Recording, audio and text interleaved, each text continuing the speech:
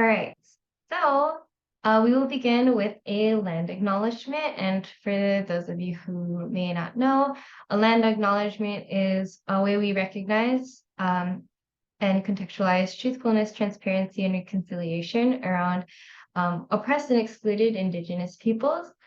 And it's more than just a statement, but it is something, and it is the very minimum work that we should do to acknowledge the lands that we occupy. All right, so the history of the Sacramento area and the people is rich in heritage, culture, and tradition. This area was and still is the tribal land of the Nisenan people. Sacramento was a gathering place for many local tribes who have lived throughout the Central Valley and the foothills for generations and were the original stewards of this land. We would like to acknowledge the Southern Maidu people to the north, the Valley and Plains Miwok peoples to the south of the American River, and the Patwin Wintun peoples to the west of the Sacramento River. We would also like to honor the Wilton Rancheria, the only federally recognized tribe in Sacramento County. We acknowledge that we are standing on the tribal lands of Sacramento's indigenous people. And if you are not in the Sacramento area, you can find out what indigenous land you're standing on by visiting that website. So yeah, thank you. So meet our team. As you know, this webinar is being hosted with Civic Thread alongside ULI. I am Aika. I should have introduced myself at the start of this, but that's okay. I use they, them pronouns, and I am one of the project assistants for Civic Thread. And I'm here to support all of you, and I have a background in gender, sexuality, and women's studies, as well as ethnic studies and cultural studies. And I'll go ahead and pass it along to Catherine. Hi, everybody. I'm Catherine Canepa with Civic Thread. I'm a project manager on this team, and I have a background in transportation planning and sustainable design from UC Davis. I'll pass it over to Christina. Hi, everyone. My name is Christina Zhang. I'm a project manager here at Civic Thread, formerly Walk Sacramento. My background is in public health, and I'm highly interested, which is why I'm here, on how we can, utilize and build a healthier built environments with equity at the core. I'm going to pass it on to the ULI team. Alvin's first on my screen. Hi, I'm Alvin Yee. I'm a senior landscape architect over at Cunningham. I'm also the chair for the ULI Building Healthy and Equitable Places Committee. Hi, my name's Joanna Mack. I'm an architect and practice lead of Salazar Architects in Sacramento, and I'm here on behalf of Urban Land Institute as well. I am on the committee with Alvin, and I also am on the management committee for Urban Land Institute.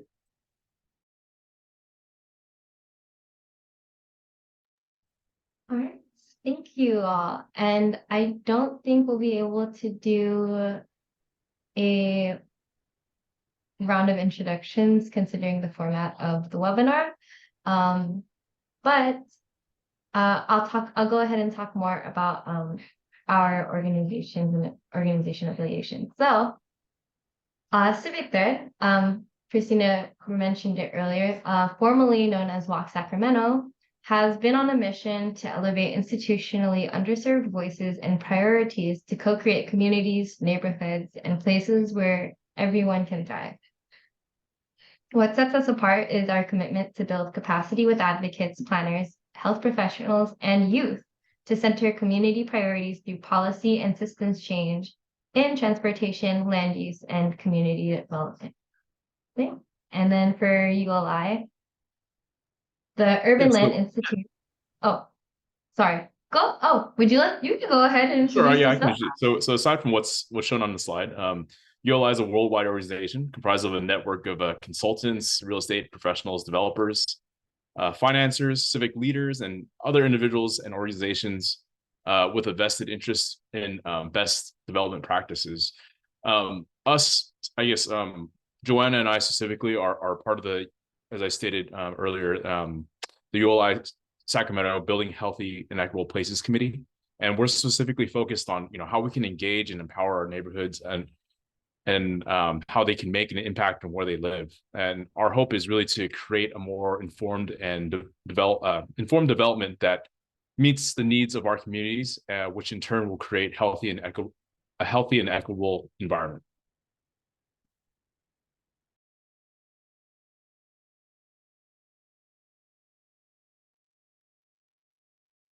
So before we hop into a very informational presentation, I wanted to provide some background of why we're here today. So Civic Thread, you've just met some of our team. We conduct Safe Routes to Parks and Healthy Retail project work with Sac County Public Health Obesity Prevention Program. And that has given our team opportunities to assess park and healthy retail policies, as well as the built environment with the communities that live in them.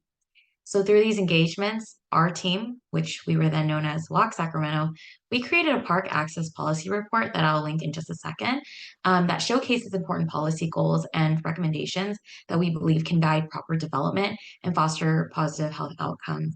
And so much of our presentation today is going to be rooted in that toolkit, as it's relevant to the current work that's happening at the city level. While the general plan is currently out, which some of you may have already heard about, the Parks Master Plan written by City of Sacramento Youth Parks and Community Enrichment, also known as YPCE, that is soon going to follow. It's estimated for a release date in the end of 2023.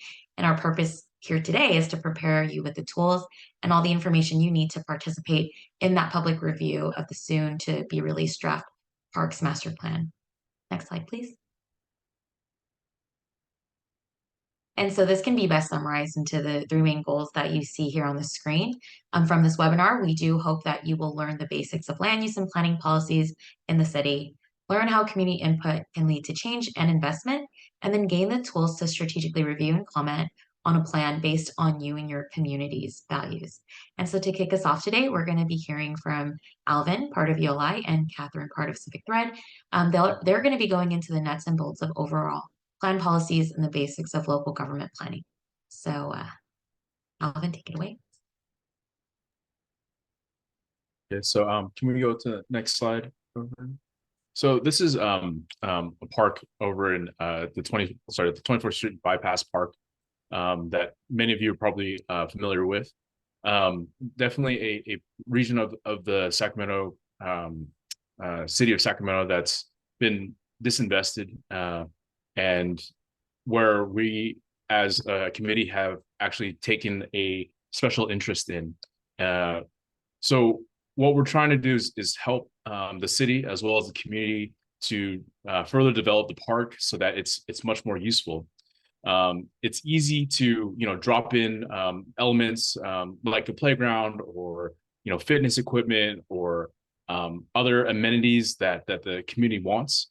But in reality, what needs to happen is because funding is scarce and limited. We really want to try to focus in and try to make the dollars make sense and be most effective for the community. Go ahead, next slide.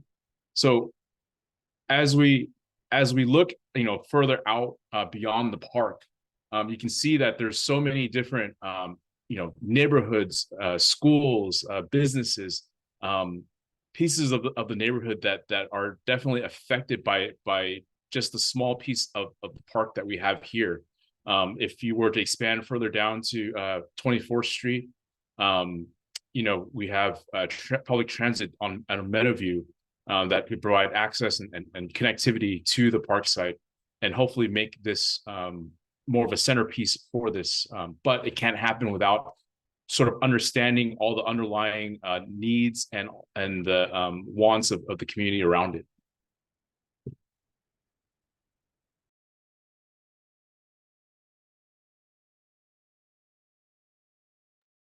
All right, sped up a little bit. Thanks, Alvin.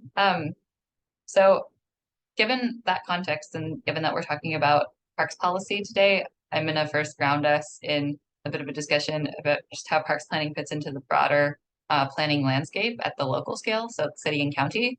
And city and county because they cover different areas of Sacramento. So you have county covering planning and land development for unincorporated areas of the city and or of the Sacramento region, and city covering incorporated areas. So think like downtown, that type of thing. So I'm going to walk us through a graphic that is a little bit complex, but that just illustrates how complex the planning process really is. And apologies if folks in this room do already know this, but I think it's kind of helpful to situate where we are as far as talking about parks planning. So two main distinguishing factors in planning are long-range planning and current planning. So long-range planning is broader plans, policies, and vision for how land will develop over time in the city and county. And then current planning is a subset of planning, as well as a process that deals with building individual projects out that help kind of build this patchwork of Sacramento, hopefully in alignment with the policies and the vision of long-range planning. Two departments that are really critical in planning are Public Works and the Parks Department.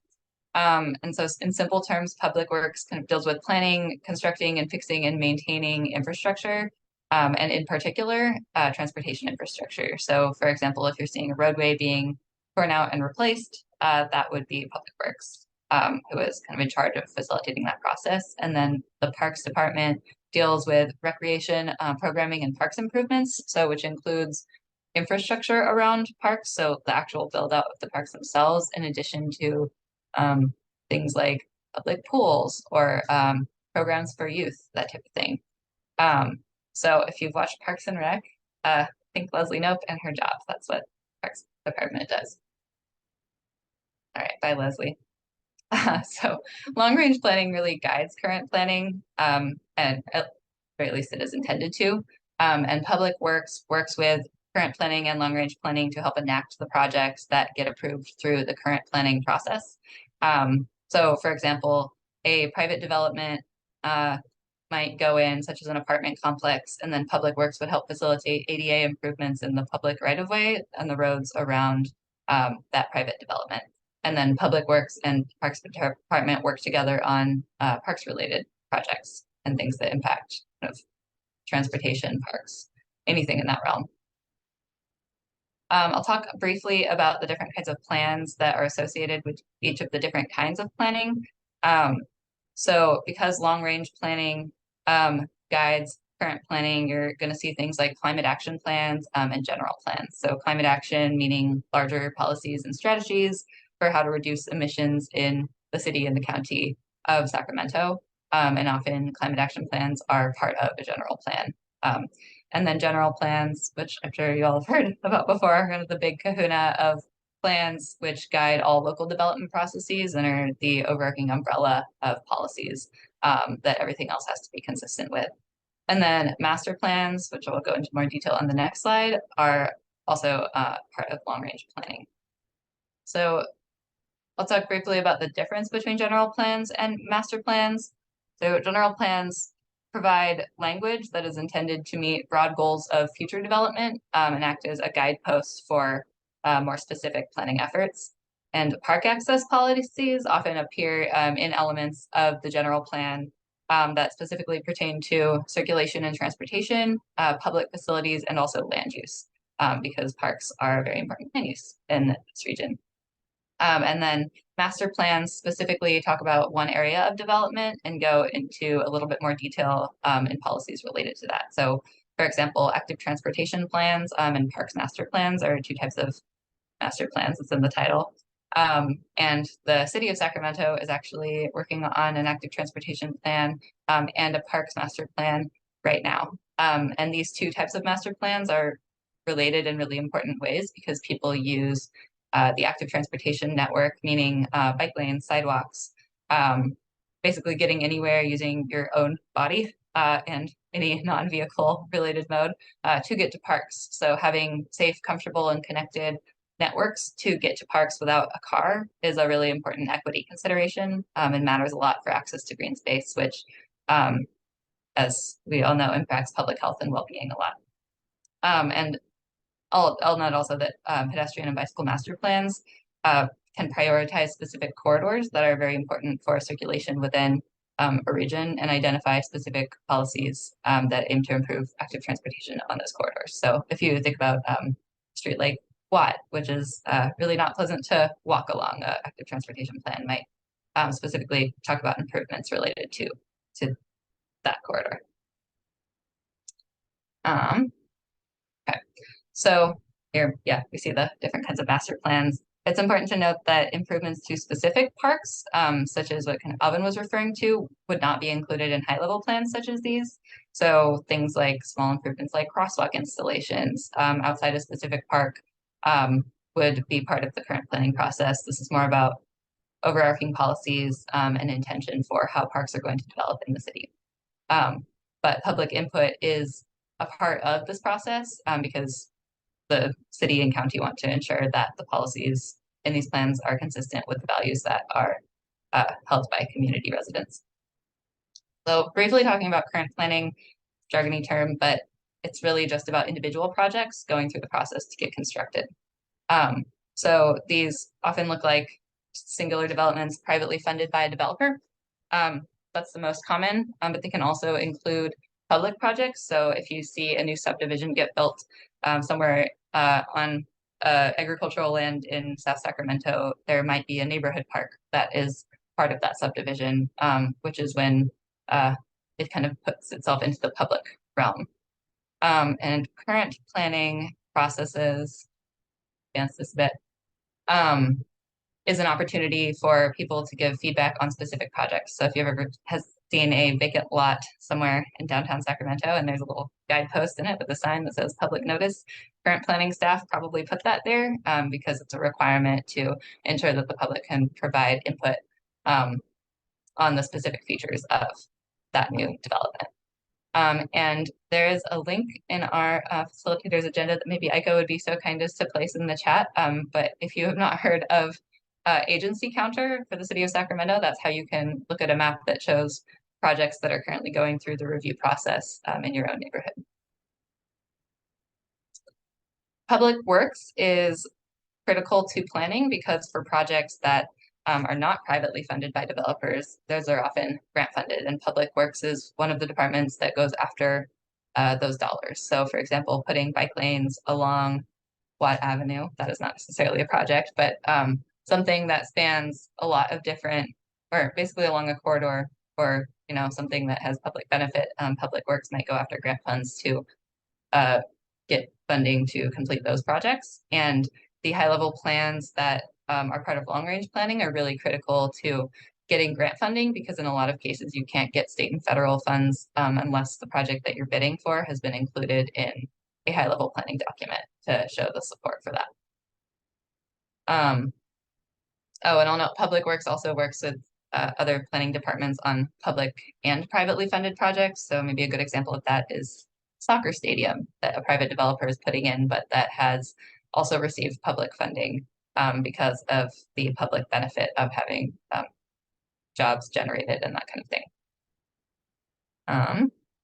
And so the overall long-range planning documents guide what projects Public Works will go after funding for. And all of these different planning processes are subject to development review and public input just on different scales.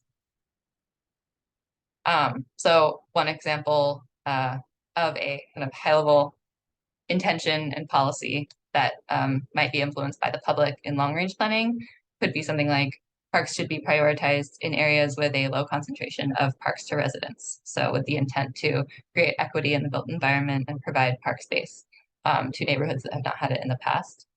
And a park-related policy that you might see in current planning might be a new subdivision going down in South Sacramento. And people comment and say that this specific park should have entrances on these sides so that it can accommodate entry from nearby school children when they get out of school. So you're looking at a much more granular level. And then the Parks Master Plan, as we've said, is a high-level policy document, and that will transition us into the next segment, which is how community engagement and public input matters a lot in high-level planning processes, and how you can provide feedback that influences the planning process in alignment with your own goals for your community. Pass it over to our next speaker. Hope this made sense. Just a reminder that you can use the Q&A feature to prepare any questions for a 25-minute Q&A at the end of this presentation. Before I start, I just want to say thank you to Catherine and Alvin for mapping out that very complex process. I hope that made some sense. And now that we have the basics settled, we're now going to shift to the importance of why you and your community should be involved. We'll talk through how community engagement can lead to change during a very long process, and ULI will then share their strategies that their organization uses to create momentum in the in-between. Next slide, please. So as a recap, the Parks Plan for 2040 is being created to guide the path of park development for the next 20 years. And on their Parks Plan website, YPCE notes their goals for this document to guide equitable and accessible parks and recreation, park condition evaluations and need for improvements, program expansion for all residents, and youth empowerment. So these are the elements that are going to be important to keep in mind when the time does come for review later this year. Next slide. Additionally, on their website, they have outlined their current efforts to engage citywide to learn more about their community members' preferences for equitable funding allocations, their concerns, priorities, park use, and access. And so if you scan that QR code, you can read the survey in more detail. And then if someone on our team could attach the link, please. And it should link to the prioritization survey. Next slide.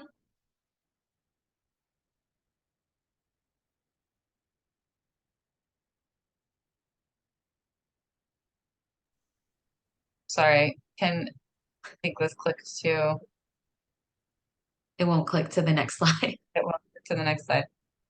Done. There we go. Okay, maybe I shouldn't put the QR code there next time. Duly noted. Okay. And so in continuation, you can find a graphic that details their planning process, which includes 4 phases of work, such as their inventory of their parks, facilities, and programs, a gaps and needs assessment, and sample surveying, which we just talked about. So if you look down at that last category, the font is a little bit small, but it says plan documentation there. This is phase 4. This is where you're going to fit in. All of this feedback guides plan development, you're going to have the opportunity to give that final review in their draft period later this year before it is formally adopted. Next slide.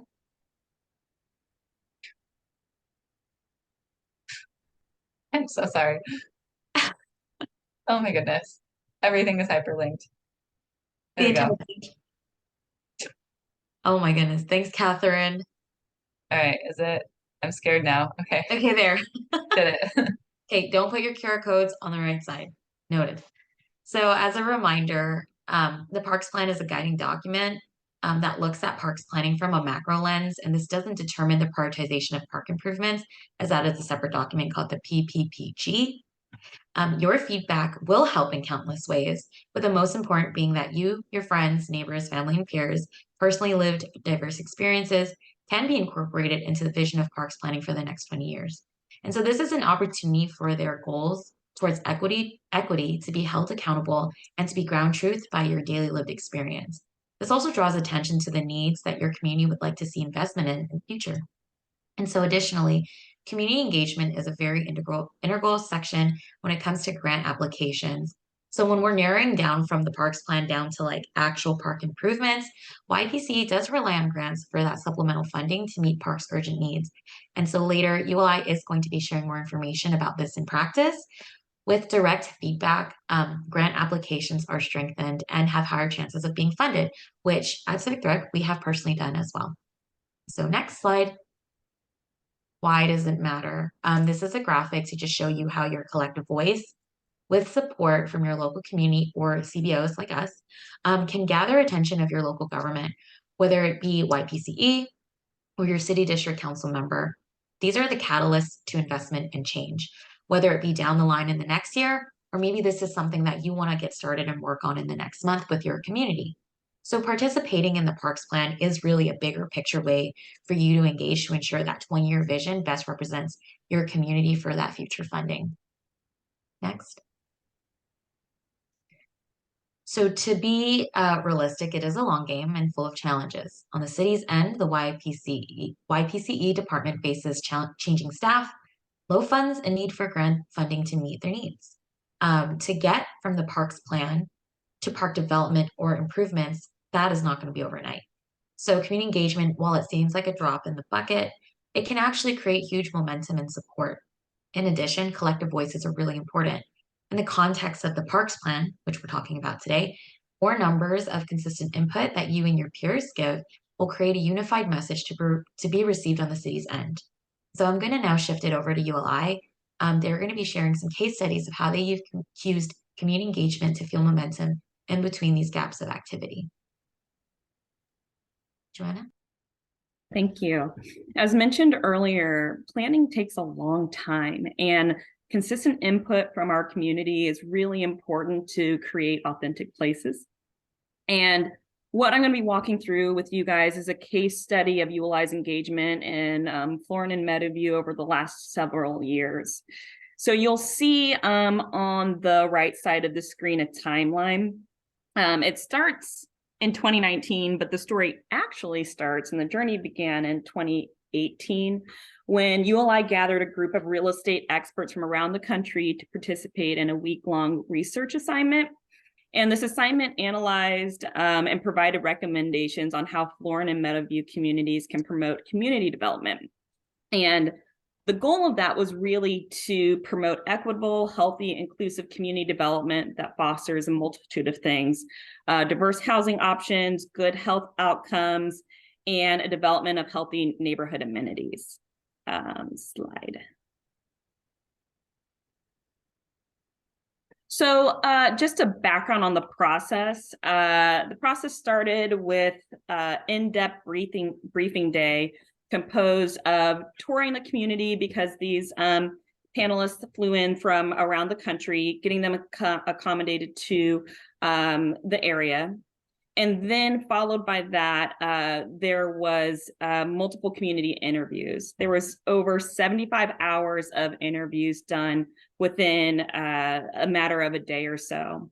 And so this panelists, these experts, listened to the community representation or representatives to get a better understanding of local insights, what the challenges are for the community.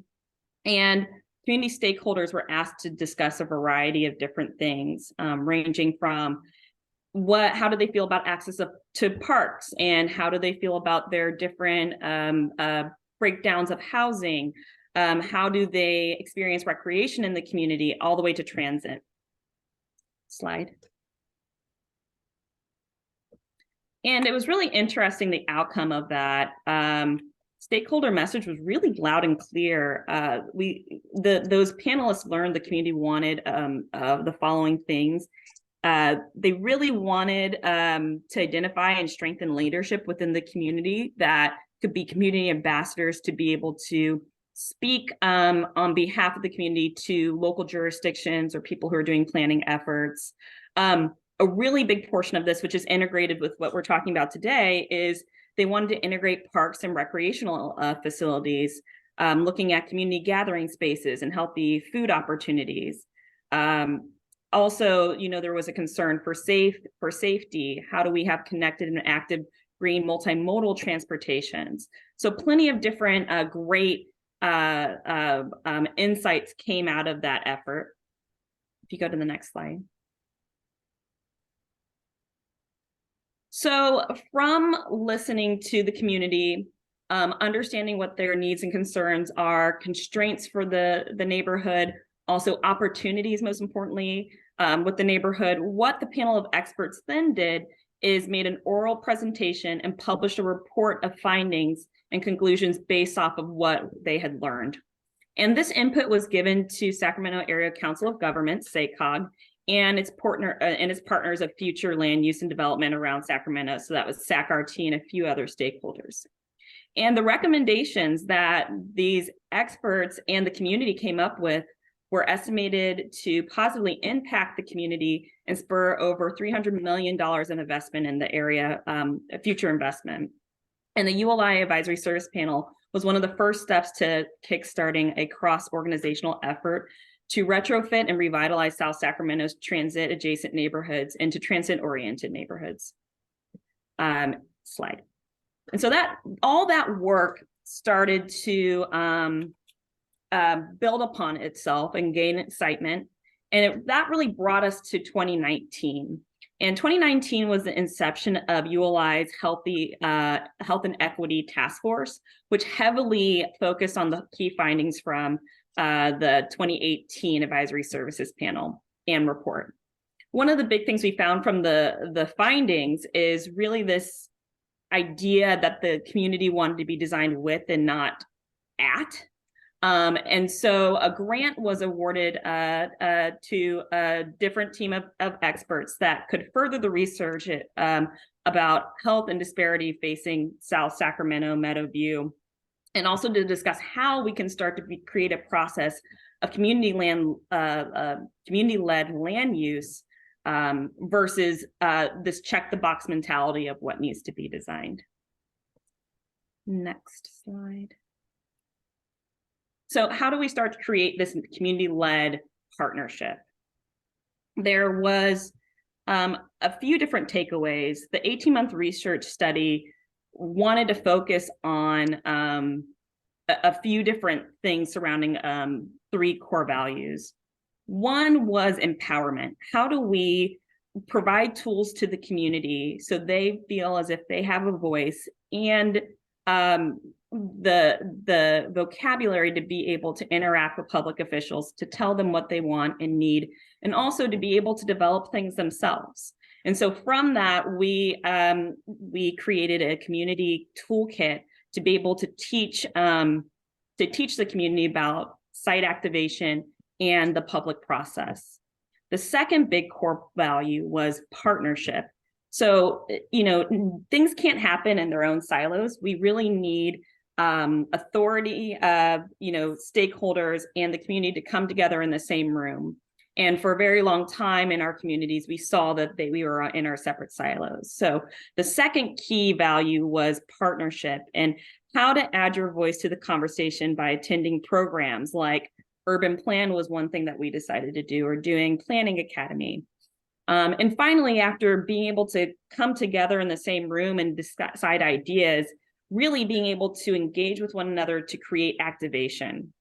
And so how can we together help activate places, spaces, and individuals in your community?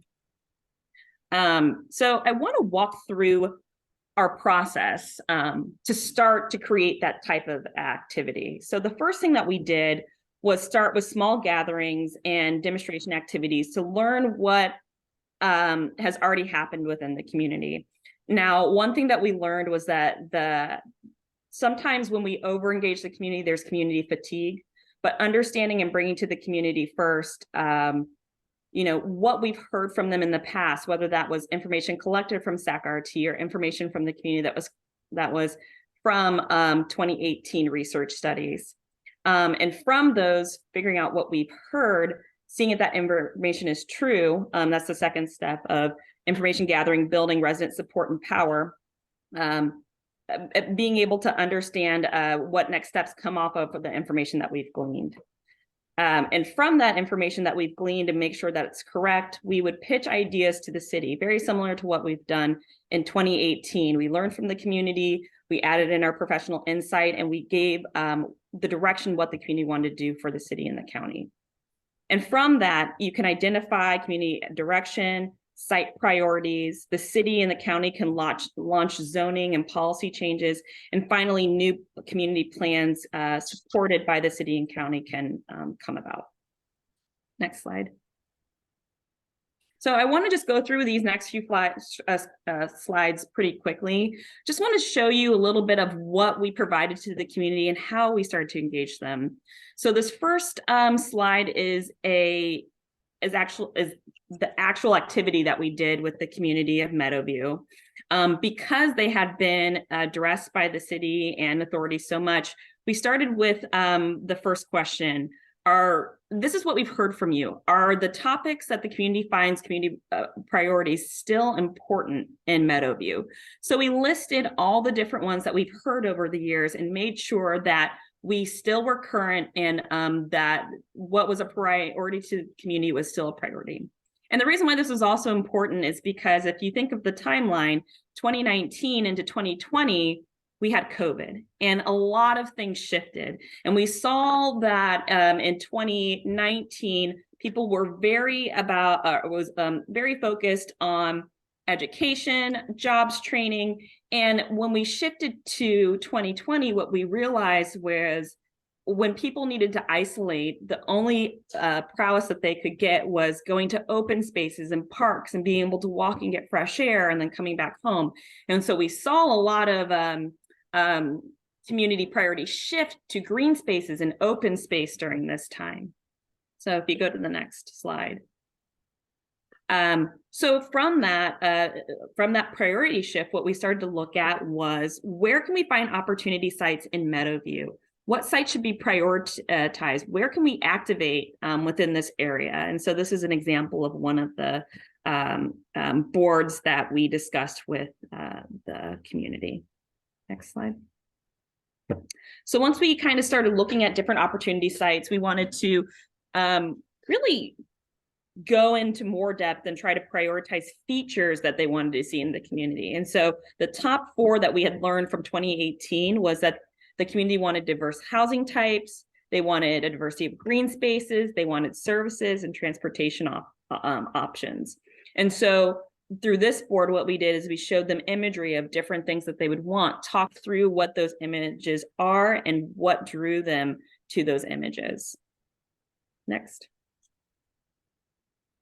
And we heard a lot of interesting things. I won't read all the quotes on the screen right now, but as you go along, you can really see that the community prided itself in its diversity, its culture, and the togetherness of the place. And they really wanted a need for places where you can go that were outdoor, that you could go outside and celebrate together, especially in the time of COVID where they couldn't use their traditional gathering spaces.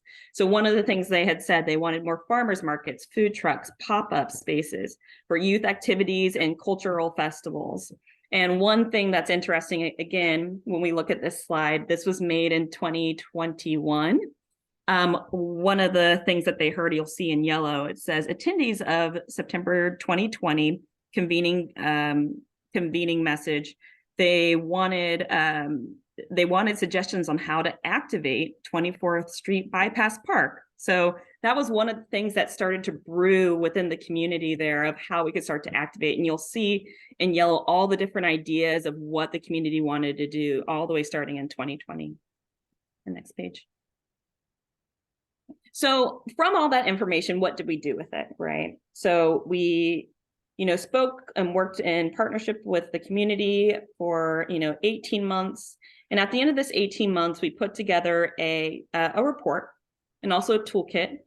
But the report was findings that we could give to city stakeholders and authorities to talk about improvements that the community wanted in South Sacramento and how those priorities were weighted. So you'll see on the screen here what the breakdown of some of those weighted priorities were that we heard from the community. Next slide. We've also broken down the health and equity of South Sacramento survey, the top assets that the community thought.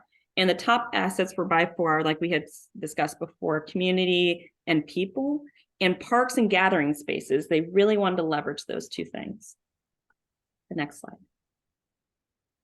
And so from that report and analysis, a lot of things started to occur, or that analysis started to feed into work that was already being done. So the very first thing that you'll see on your screen is a little visual of what the 24th Street feasibility study started to look like, some of the imagery of how the park could get activated in the future.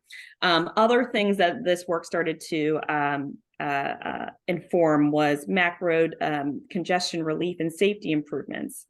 And I'll go into from 2020 to present. I'm going to pass it off to Alvin. He can get into the nuts and bolts of how some of these things went from idea to into action. All right. So, every plan kind of starts with small steps, and what we wanted to do was really from this study, we really wanted to capture the momentum that was happening with this community. Obviously, they were excited about participating and trying to understand the machinations of how to get a plan going. but a lot of it is sort of behind the scenes. And what we really wanted to do was to engage the community and really give them a project that would help to provide some excitement and some actual actionable items to activate the park site. So our first step in our process was to identify our community champions. We reached out to local, very much local organizations and people around, such as the Sojourner Truth Heritage Museum, Luther Burbank High School, Sacramento Manor, which is the senior housing facility just adjacent to the park, and then MLK Library as well. And then we also reached out to some more regional organizations, such as the Sacramento Tree Foundation, the cities of Sacramento themselves. And we kind of got together a stakeholder group that would help to help organize this event. And then we partnered with Civic Thread, who had a very good understanding of this community, to help us reach out and to help organize our stakeholder group to help create this site activation event. And so the result is kind of what you see in the photos here. We had food bank come out. We had arts programs to help with the youth in the neighborhood. We also had a performance group come out and share their excitement through dance. And we also had a bike organization to teach more about bike safety. And really, what we were trying to do was to sort of fill in the gaps, because we understand that the process is a very long process, the parks planning and actual implementation. So in order to, I guess it's a way to invigorate the community and to activate the site. And then we also wanted to elevate the community, to really show what an asset this park is. And then in turn, that would help to demonstrate to the city and other agencies and when they apply for grant funding, sort of the importance of the site to the community.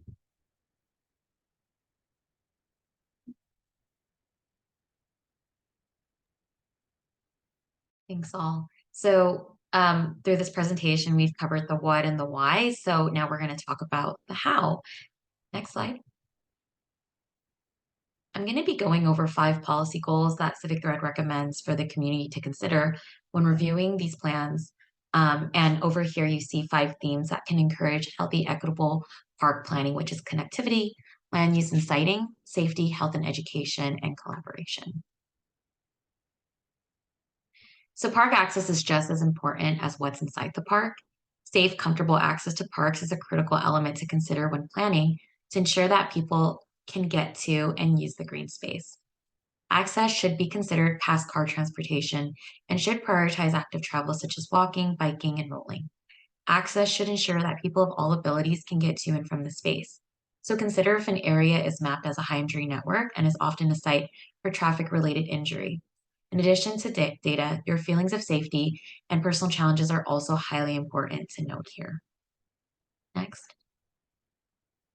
And often land use and community development is done in a very siloed, technical sense, but in current years, we're starting to see more progress where health outcome and other social determinants of health are considered with our built environment. That really sets the stage for communities' daily living.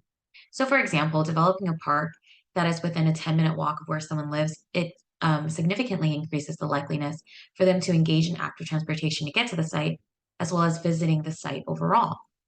So in the toolkit, they actually recommend joint use agreements to be referenced in planning policies, and that would allow a site that is pretty much local in almost every neighborhood to be used as a public park site. And examples of these would be schools and community centers. Next. But just because you built the sidewalk or the bike lane or the park doesn't always mean that people will be using it. And we have heard directly from community around the region that personal safety is a large concern. Risk of traffic injury or risk of being victim to crime are just some of the realities that people face that impact their access and use of parks. In addition to the technical planning, strategy should also consider other factors that make for a well-developed park, such as safety. And our recommendation is to look at other means to creating safe environments, such as ample lighting, maintain landscaping to allow a visual of one's surroundings, and a strategic placement of amenities. And it is very critical to consider the harms that traditional enforcement and policing can make on Black and Brown communities, and especially our youth. Next. So parks are a great way for people to have access to fresh air in a safe environment, socialize, and engage in physical activity. In addition, it can also serve as a site for healthy and educational programming, such as exercise classes, social gatherings, public events, community gardening classes, and so much more. Making sure park equipment is accessible for all is also an important factor to consider when reviewing plans. One of our peers, Mark Laver, has been a catalyst for interability park structures for our local youth, with the structures such as the Wiggle Round at Southside Park being a large example of his success. Community prioritized amenities and programs all promote both physical, mental, and emotional health and wellness, and also creates inclusive, equitable parks for all. And as a side note, activations that ULI mentioned are a really great way to find out what amenities and programs that your neighbors would like to see the park bring to your neighborhood. And lastly, collaboration. The parks plan should guide collaboration to happen cross-sectorally. And as I said prior, planning and development has traditionally occurred in silos, but in practice, we have seen the importance for those in urban greening, parks, public health, utilities, public works, engineering, community-based organizations, and so much more work together to create places that can benefit everyone. This helps build capacity, share knowledge for well-rounded development, improve accessibility with a multitude of expertise in mind, and ensure that diverse community needs are verbalized throughout all the sectors.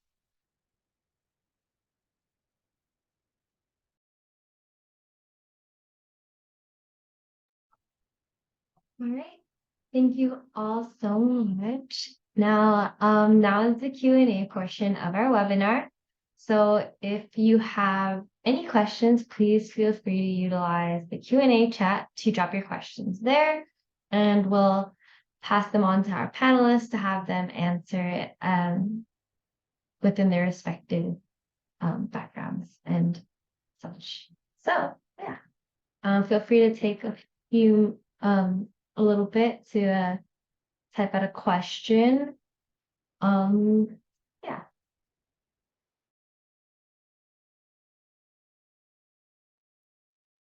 I will add, I think that I have given speaking access to all of the attendees, so I think we have a small enough group that if you just want to unmute and talk, that would be totally fine.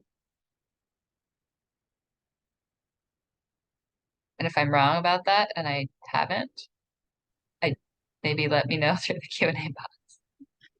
You did it. Thank you, Catherine. Great, thank you. I'm not good on Zoom. You are good.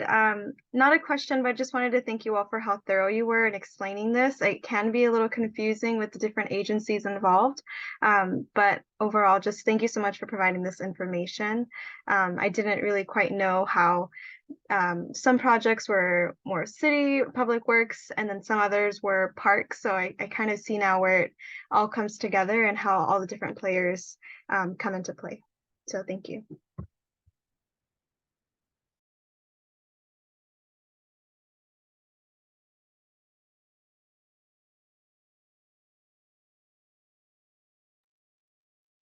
Yeah, no, thank you, Christina, for that feedback. And it is an incredibly complicated process. And I think even what we went over today is grossly oversimplified. And yeah, I still work in this field and I don't understand it half the time.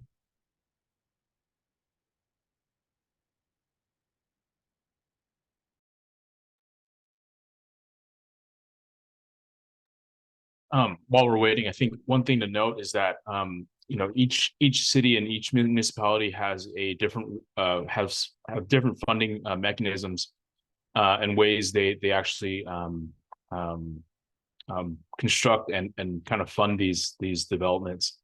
For example, the city of Sacramento relies on grant funding to develop their parks, whereas other agencies may have a fund or general source their funding from a general fund.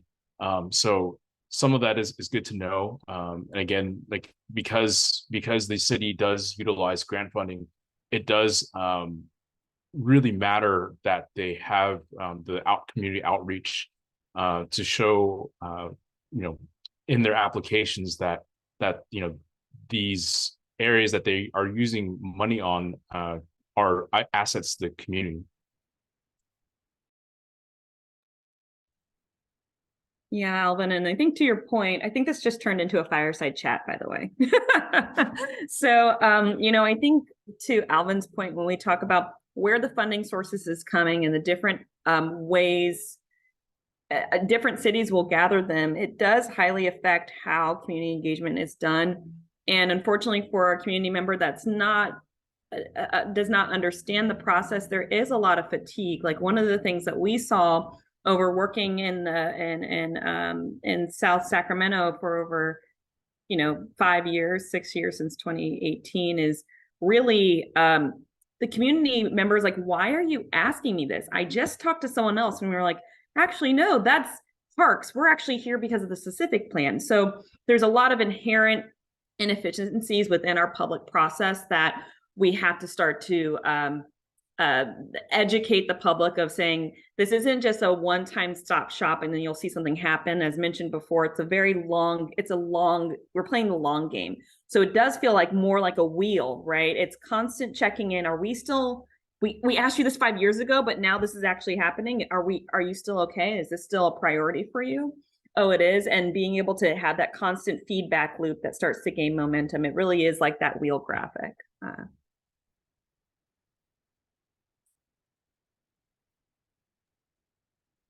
Since this is a fireside chat, I'll add on and note that I think one thing that public agencies and nonprofits, really anyone in the sector, really struggle with is bridging kind of those gaps in communication, where if you're getting feedback from a community resident who does not understand the way all these different departments work and that they do different things, they tell you something and you're like, well, that's not in my jurisdiction. They don't care. Like it just impacts their life. Like all this stuff is really, really related. And so the fact that Public Works covers transportation needs and Parks does parks. And I think there's just a lot of work to be done on the public agency side to connect those dots and communicate with each other to share that feedback and make sure that it's actually, that action is actually taken when that feedback does come in.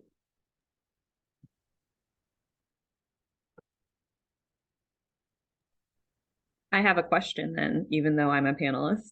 How do you think, as us as people who've worked in the industry and maybe audience members that they may not have so much knowledge, how do you think these entities can better collaborate? What's something that we've all seen that's successful? I think from my perspective, I think that coalitions can be helpful. It depends on how well they're run, but coalitions that have members from different bodies that have a designated space to share information and share what they're hearing from communities can be one way to distribute that information. I also think that when it comes to nonprofits and entities that are grant funded, when grants have broad enough budgets that can support kind of that collaborative work that may not have a discrete outcome and a deliverable, that can be really supportive in kind of helping with those intangibles and the kind of work that is incredibly valuable, but hasn't necessarily been valued in the past. And I think on the agency side, when agencies are administering grants, to do what they can to improve the guidelines for that funding to ensure that this work is valued on the budgetary side. I'm curious if anyone else in the room has any thoughts on that as well, because that's just my personal thoughts. I think you captured it really well. And I think it's our lived reality every day at work. And in addition to what Catherine is saying is like, on the nonprofit side, right, I could speak for Civic Thread. It's like having organizations like us being a part of that grant making process, or at least having their expertise in community engagement honored to be in the room, allows for us to have a seamless, efficient community engagement process where we're not wasting money, we're not wasting dollars. It's not guided by people that don't that community engagement's not their wheelhouse. Plus, we're trusted individuals in community often. And to your point, ULI, when you're talking about bypass as a case study, I would like to highlight that again in this question that you asked. We had a Meadowview event committee, and it's kind of similar to what Catherine's saying about a coalition, but it's more of a committee for that park activation that we did last fall, led by ULI. And a lot of different people were in that space. We had neighborhood association, urban tree projects. We had the senior residents that lived across the street from the park, people from the library. I mean, everyone was really represented in that room, including people from the city parks, which is YPCE now. And they were able to get that specific feedback.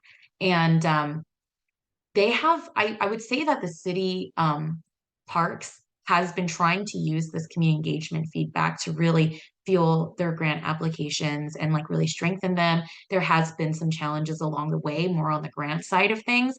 But Civic Thread has actually followed suit, and we have been applying to grants, and it's looking good. That's all I can say for now.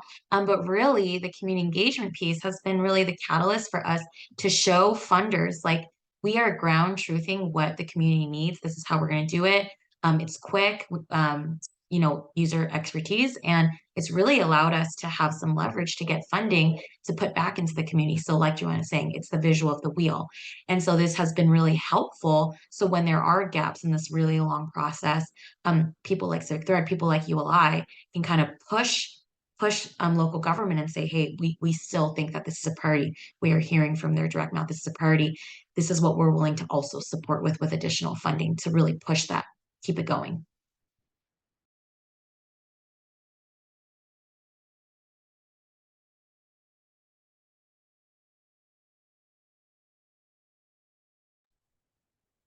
Well, I have a question for those that are attending. Is there interest on your end or for the community groups that you represent to give comment on either the general plan or the parks plan that's coming out?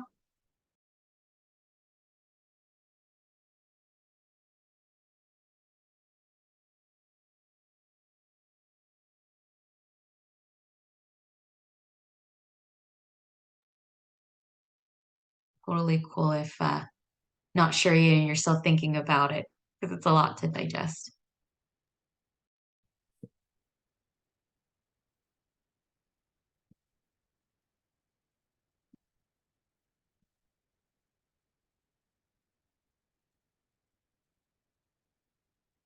Yeah, do we have any other feedback or last statements that our group wanted to make?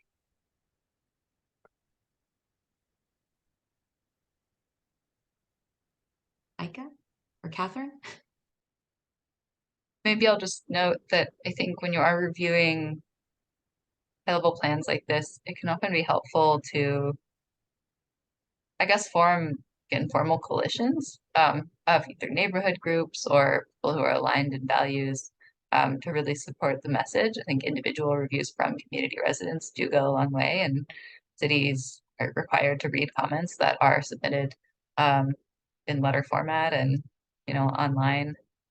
So this is a good opportunity to really share thoughts and values and to put like not too fine of a point on it, like say where the language in these plans is insufficient and not strong enough given the goals that we need to meet in Sacramento, both for climate and equity reasons and accessibility and all of this. So highly encourage folks to comment on the general plan. We will be doing it as an organization and I'll be doing it as an individual.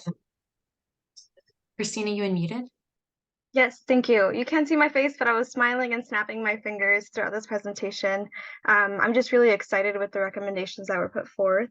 And as I'm looking at some of the projects that we want to do in the River District, connectivity, bike lanes, having our complete streets, right, with especially Richards being a focus where we can potentially add those protected bike lanes. We recently had some feedback from Sacramento State students that used your walking audit And a lot of the things that they talked about was the tree canopy. You know, it was really hot and like not really good for them. It wasn't a good experience walking down Richards, walking from the proposed light station to Township 9. And so I've been connecting with Romy with Tree Foundation to look at places that we can potentially add some of those trees, looking at River District Park, how we can connect it to existing parks, connecting people to the bike trail, which we have 2 main access points that are kind of hidden, 7th Street being one of the major ones, but 10th Street is kind of hidden, and there aren't protected bike lanes to get to that trail. And there are large trucks that come in and out that are, you know, a potential danger for people who are cycling there. So there are a lot of things that you mentioned and that I'm really excited about, and I'm hoping to pick your brain a little bit more, Catherine, because again, there's a difference between like what's a city parks works project and like who do I have to contact for the park, and so they're like overlapping roles sometimes, and it can be a little complicated. And as a PBID, those are the things that we want to do to improve the community. But again, I think that community engagement piece is really important, and we can't just put up bike trails where nobody's using it, right? And we need to connect people and make them feel safe. And I think those are some of the major issues that we want to tackle as well. So again, just thank you, and excited to continue to hear more that you have to share with us. Thank you so much, Christina. And I'm also very excited about all the work that's going on in the River District now. Looking forward to collaborating.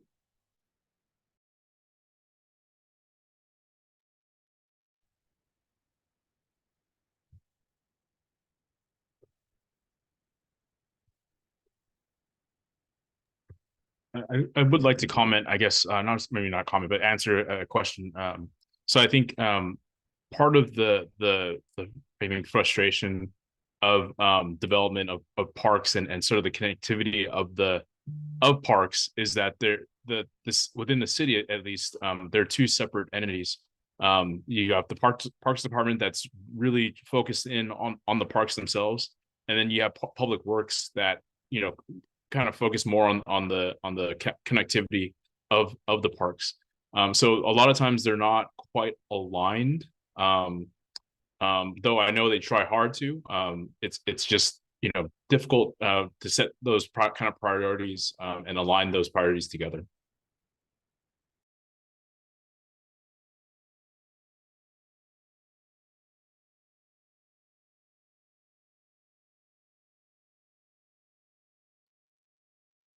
All right. I'm sorry, can I ask a quick question? So I'm cool. sorry, I'm coming in late. So I'm curious, you know, there was a question earlier about kind of the siloing, right, of the different entities within the city when you think about a community and how a community is designed and how residents kind of interact in that space. And so one of the things I think there could be is more cross-pollination between planning documents and departments. And so I'm curious, you know, the one, like kind of just for folks who are engaged in advocacy in this area, right? Just the fatigue of all the planning documents that get updated simultaneously, that are these very thick things that you have to wade through and try and read all these different priorities when, you know, overarchingly, I think community time and time again asks for the same things. So has there been any cross-pollination with like the climate action plan, right? Thinking about as we're approaching climate change and warming an environment, and the previous person was talking about how they did a walk audit, and, you know, the recognition that we call ourselves the city of trees, but there are lots of different areas of the community where there's, you know, urban heat and it's not treed. And so just curious if there's been any cross-pollination with this team to try and get some of the priorities around park development, tree planting, tree maintenance embedded in the various plans that are being updated right now.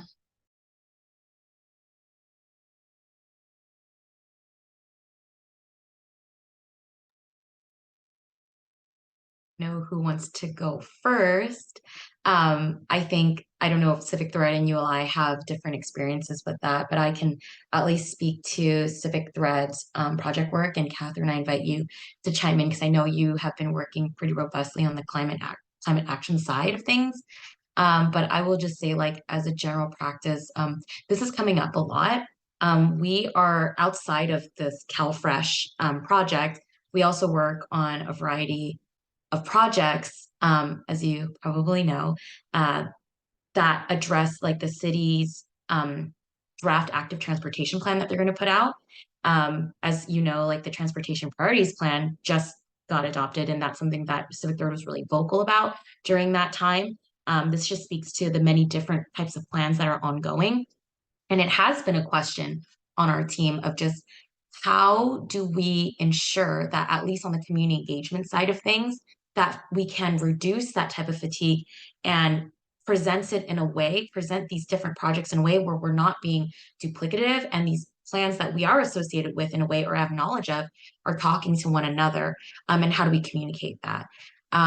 I think that's an ongoing question that we're searching for the answer for, but I think it is a good thing that we can leverage the fact that Civic Thread has been at the center of some of these different conversations, and at least on the community engagement side, being able to control what that looks like when we're talking to community, and as well as we're making comment, as you know, as people in our organization on the general plan coming up, making sure that we are keeping in mind all of the different plans that do exist that we're aware of, and making sure that that is really consistent with the messaging and the notes that we're making on this current general plan. And Catherine, did you want to add anything on the cap? I think my answer to this went in a slightly different direction, because I think this is a very broad question. You got me specifically thinking about tree canopy, actually, Tiffany. And I think that the position that we generally take is trees are infrastructure in so many ways. Like, they are critical infrastructure for shade, for climate change adaptation, and they should be treated as such. And so when we're reviewing plans, we kind of come at it from that angle, and knowing all the challenges that there are with increasing tree canopy in many areas of the city that were not built with that in mind. I don't know that there's an easy answer to, I don't know, making those changes and having them be consistent across different types of plans. So that's sort of a non-answer, but it's where my brain went, because this is like a bit of a brainstorm, I think. And I have one more thing to interject, if I may. Sorry, ULI. Just really quickly, another thing that we really do prioritize at Civic Thread, I mean, since I've been here 2 years ago, is starting to broker relationships. I mean, we work with a lot of different practices within county or city level. And so brokering relationships from entities that typically wouldn't talk together so they can share goals. And I think that's the start of the future. And again, like this, we're talking about long range, you know, but it's the start in the future of creating some sort of relationship between, like, say, public health and public works, and making sure that their shared visions for whatever their planning years are, those strategies can really talk to one another. And that's another strategy I wanted to include. Joanna, go ahead. Sorry about that. No, and you perfect segue, because what I was going to say is there's kind of two different fatigues that I think that we're talking about. There's the community fatigue, and then we have all the plans that need to talk to each other. But the underlying portion of that is the research piece. And I think when we talk about the silos, everyone's doing their own different research and what we've seen as best practices. I think one of us had touched on it earlier, is when you have these independent research engines, being able to be collectors and collaborators for city authorities or stakeholders, it's very successful. So, for example, what we did in 2019, based off of our findings, is we did a readout to the city. But when we say city, who did we have in the room? We made sure that we had, SMUD, RT, we had council members from different areas. We talked about what the community said in one voice, right? Versus all these different entities have all their different plans and they're not speaking to each other. We're able to say, hey, through grants, through all these different opportunities, you can hire these non-biased or these research engines to be able to report back to you. One collective voice is going to the community and maybe one collective voice is coming back. And I think as you start to do that over the years, this is how we formed a relationship with Civic Thread of understanding that we have the same mission and mindset on certain areas, Building Healthy Places Committee and their mission, and then being able to realize, oh, we're both going out and still doing community engagement and then going back to the city. How about we start to partner? Now it's even one, it's consolidating the voices. So there's a streamlining effect that as we even do our report outs, who are we giving the report outs to and who is providing comments? And that's where I think we can start to break down the silos of saying, all you guys are working on the same thing. Here's our professional recommendation from the research that we have done. And also from the community experts, which are neighbors, business owners, all these different places.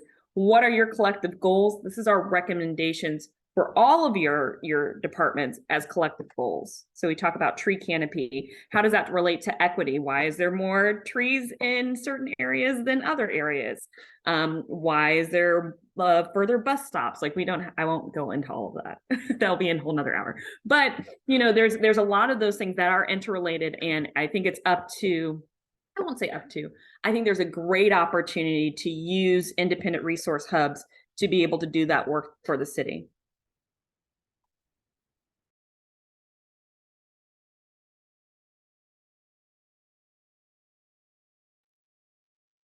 All right. I hope that answered your question, Tiffany. But silence means everyone's processing. It also maybe means to move on. But I did want to conclude with just thanking all of our panelists today for sharing your time and sharing all that information and articulating it in a way that all of our attendees are hopefully able to understand. And of course, if they have any questions, I invite the panelists to maybe share their email, if they have any follow-up questions for specific panelists, if you all want to share that information with anyone. And please, if you want to stay up to date, to make sure to sign in if you haven't already to our sign-in sheet via Google Forms, so that you can toggle things, so that if you would like to receive emails on any information or maybe other webinars that we may hold, we'll be sure to share that with you. It looks like that. And if you have any, and if you're interested, the Parks Master Plan is going to be released later this summer. Exact date is TBA. But yeah. Thank you all so much for attending as well, and to all our viewers in the future. How do I end the recording?